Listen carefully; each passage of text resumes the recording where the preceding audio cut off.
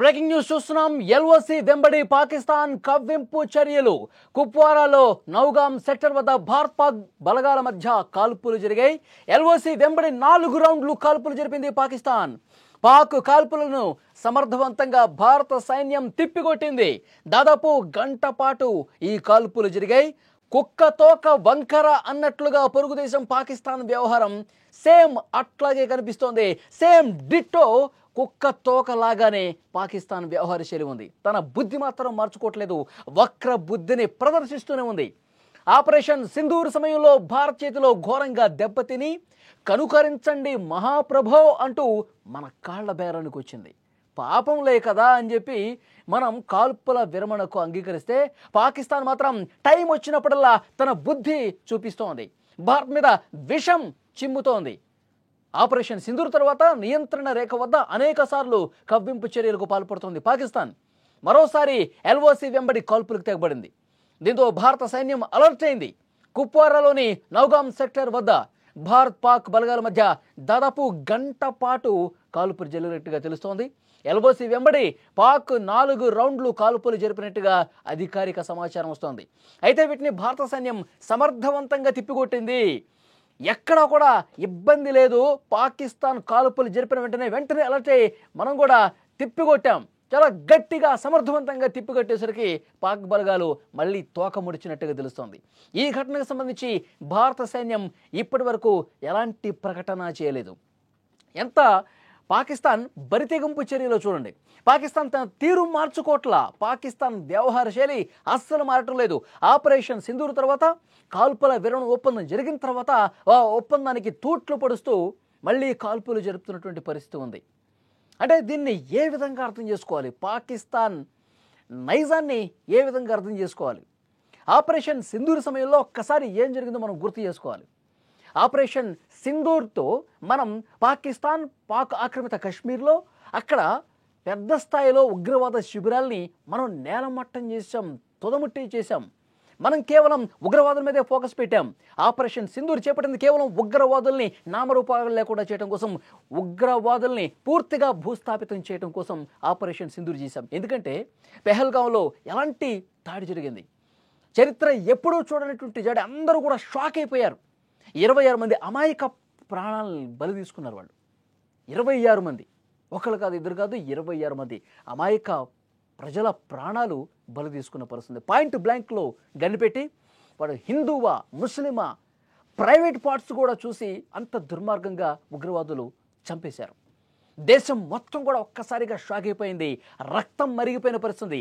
పాకిస్తాన్లో నక్కినటువంటి ఆ ఉగ్రవాదుల్ని బయటికి లాక్కొచ్చి మరి కాల్పులు జరపాలి, ఆ ఉగ్రవాదుల్ని నామరూపాలు లేకుండా నాశనం చేయాలని చెప్పి ప్రతి ఒక్కరూ రోడ్ల మీదకి వచ్చి నినాదాలు చేసిన పరిస్థితి. 4 రోజులు గ్యాప్ తీసుకుని మన బలగాలు కొట్టిన దెబ్బకు ఉగ్రవాదులు మొత్తం, ఆ మసూద్ అజర్ ఎవడైతే ఉన్నాడో అంతర్జాతీయ ఉగ్రవాది, వాడి ఫ్యామిలీలో మొత్తం 10 మందిని ఆన్ ది స్పాట్ లేపేశాం. ఇంకా ఉగ్రవాద శిబిరాలు పూర్తిగా నామరూపాలు లేకుండా చేశాం. ఉగ్రవాదం వైపు కన్నెత్తి చూడాలంటే భయపడే విధంగా మొత్తం ధ్వంసం చేసి పడేశాం ఒక్క దెబ్బకు. ఆపరేషన్ సింధూర్ సూపర్ సక్సెస్ అయింది. ఇంకా మనం దాడులు చేస్తున్నాం. మనం ఉగ్రవాదుల మీద ఫోకస్ చేస్తే పాకిస్తాన్ ఏం చేస్తుంది? పాకిస్తాన్ సైనికులు ఎంటర్ అయి మన సైనికుల మీద కాల్పులు జరుపుతుంది. ఇక లాభం లేదు కానీ మన త్రివిధ దళాలు ఒక భీకరమైనటువంటి యుద్ధాన్ని స్టార్ట్ చేసిన పరిస్థితి. త్రివిధ దళాలు ఒక్క ఉదుటిన జూలు విదిల్చి ముందుకు కదిలితే మన దెబ్బను తట్టుకోలేకపోయారు. వాళ్ళకి సంబంధించిన యుద్ధ విమానాలు కావచ్చు, వాళ్ళ డ్రోన్లు కావచ్చు, ఇతర అత్యాధునిక పరికరాలు, చైనా నుంచి తీసుకొచ్చినటువంటి ఆయుధాలు అన్నిటినీ కూడా గాల్లోనే పేల్చేశాం. ఇక వాళ్ళ సైనిక స్థావరాల్ని తుదముట్టించే కార్యక్రమం స్టార్ట్ చేశాం. ఇక భయపడిపోయారు. ఇంకొక రోజు గనక యుద్ధం జరిగితే పాకిస్తాన్ మొత్తం నామరూపాలు లేకుండా పోతుంది. పాకిస్తాన్ పూర్తిగా సర్వనాశనం అయిపోతుంది. భారత బలగాలు మరింత ముందుకొచ్చి దాడులు చేస్తూ ఉన్నాయి. ఈ దాడులు ఆపండి మహాప్రభు అంటూ ముందుగా వాళ్ళ సైనిక ప్రతినిధులే మన వాళ్ళతో టచ్లోకి వచ్చారు. హాట్లైన్లో మాట్లాడారు. ఇక ఆపుదాం, కాల్పుల విరమణ చేసుకుందాం, మా వల్ల కావట్లేదని చెప్పి మన కాళ్ల బేరానికి వస్తే అప్పుడు బతుకుపో అని యుద్ధాన్ని ఆపిన పరిస్థితుంది. ఆపరేషన్ సింధూర్ కొనసాగుతుంది. ఈ ఉగ్రవాదుల్ని తుదముట్టించే కార్యక్రమం కొనసాగుతుంది. కానీ మీరు స్టార్ట్ చేస్తేనే, మీ సైనికులు స్టార్ట్ చేస్తేనే మేము స్టార్ట్ చేశాం, దానికి విరమణ తెలుపుతున్నాం అని చాలా స్పష్టంగా ఆ కాల్పులు దాన్ని విరమించే కార్యక్రమానికి శ్రీకారం చుట్టారు. కాల్పులు ఆ విధంగా ఆగినాయి. ఆ తర్వాత డొనాల్డ్ ట్రంప్ యుద్ధాన్ని నేనే ఆపేశాను, రెండు దేశాల మధ్య ఉద్రిక్తతలను నేనే తగ్గించాను అని ప్రగల్భాలు పలికాడు. దీని వెనకాల కూడా పాకిస్తాన్ కుట్రే ఉంది. ఎందుకంటే నేను కాళ్ళ బేరానికి వచ్చాను, భారతదేశం కాళ్ళు పట్టుకుంటేనే భారతదేశం కనుకరించిందని చెప్తే పరుగు పోతుంది కదా. అందుకే ట్రంప్తో ఈ విధంగా గేమ్ అనేటువంటి పరిస్థితి ఉంది.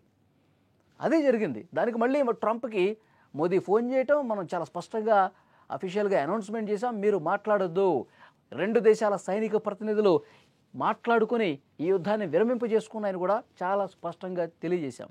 ఆ తర్వాత ట్రంప్ కొద్దిగా ఆగినటువంటి పరిస్థితి ఉంది. ఇప్పుడు మళ్ళీ ఇంత దారుణంగా ఈ కాల్పుల విరమణ ఒప్పందానికి తూట్లు పొడుస్తూ ఎందుకు కాల్పులకు తెగబడుతున్నాయి? పాకిస్తాన్ ధైర్యం ఏంటిప్పుడు? పాకిస్తాన్ ఎందుకు ఈ విధంగా మళ్ళీ కాల్పులకు కవ్వింపులకు పాల్పడుతోంది? దీని రీజన్ ఏంటంటే, చాలామందికి వస్తున్నటువంటి అనుమానం, మొన్ననే సౌదీ అరేబియాతో ఒప్పందం చేసుకుంది పాకిస్తాన్, నాటో తరహా ఒప్పందం చేసుకుంది సౌదీతో. అంటే మన దేశం మీద ఎవరు దాడులు చేసినా, ఎవరు యుద్ధానికి వచ్చినా మనం కలిసికట్టుగా ఆ దేశం మీద, ఆ ప్రత్యర్థి దేశం మీద విరుచుకుపడాలి, ఒకరికొకరు రక్షణ సాయం చేసుకోవాలి, ఒకరికొకరు ఆయుధ సాయం చేసుకోవాలని చెప్పి సౌదీతో కొన్ని దశాబ్దాలుగా వాళ్ళు చర్చలు జరుగుతూ ఉన్నాయి. మొన్న ఒప్పందం జరిగినటువంటి పరిస్థితి ఉంది. ఇంకా కొన్ని అరబ్ కంట్రీస్ కూడా ఈ రెండు దేశాలతో జట్టు కట్టడానికి చర్చలు జరుగుతున్నట్టుగా ఇన్ఫర్మేషన్ వస్తుంది. ఆ ధైర్యం చూసుకుంటుంది. మనకి బలం పెరుగుతోంది. తర్వాత అమెరికా లాంటి దేశాలు వెనకాల ఉండనే ఉన్నాయి. కాబట్టి ఇప్పుడు మనం భారత్ మీద కవ్వింపు చర్యలకు పాల్పడితే, భారత్తో యుద్ధానికి దిగితే మనదే పై చేయి అని అనుకుంటోంది పాకిస్తాన్. దాంట్లో భాగంగానే ఈ కాల్పులు జరుగుతున్నాయి, ఈ కవ్వింపు చర్యలు జరుగుతున్నాయని చెప్పి అనుమానం కలుగుతోంది. సరే, ఎన్ని జరిగినా మన త్రివిధ దళాల ముందు, మన బలగాల ముందు పాకిస్తాన్ సైనికులు దేనికి పనికిరారు. పాకిస్తాన్ దళాలు మొత్తం తేలిపోయే పరిస్థితి ఉంది. ఆపరేషన్ సింధూర్లో చూశారు కదా. మనం ఇంకా సీరియస్గా స్టార్ట్ చేయలేదు. అప్పుడు సీరియస్గా మనం కన్నెర్ర చేయాల పాకిస్తాన్ మీద. ఇలాంటి పిచ్చి వేషాలు మళ్ళీ వేస్తే, ఇలాంటి కవ్వింపు చర్యలకు పాల్పడితే కోలుకోవటానికి దశాబ్దాలు పడుతుంది. అలాంటి దెబ్బ కొట్టగలం మనం. ఈ వీడియో చూస్తున్న వాళ్ళు స్పందించండి. పాకిస్తాన్ పదే కవ్వింపు చర్యలకు పాల్పడటాన్ని విధంగా చూడాలి. ఎల్ఓసి దగ్గర కాల్పులకు తెగబట్టాన్ని కుక్కతో ఒక వంకర అన్నట్టు ఈ విధంగా ఎందుకు చేస్తోంది పాకిస్తాన్? ఏ ధైర్యం చూసుకుని చేస్తోంది? మీకేమనిపిస్తోంది? Please comment.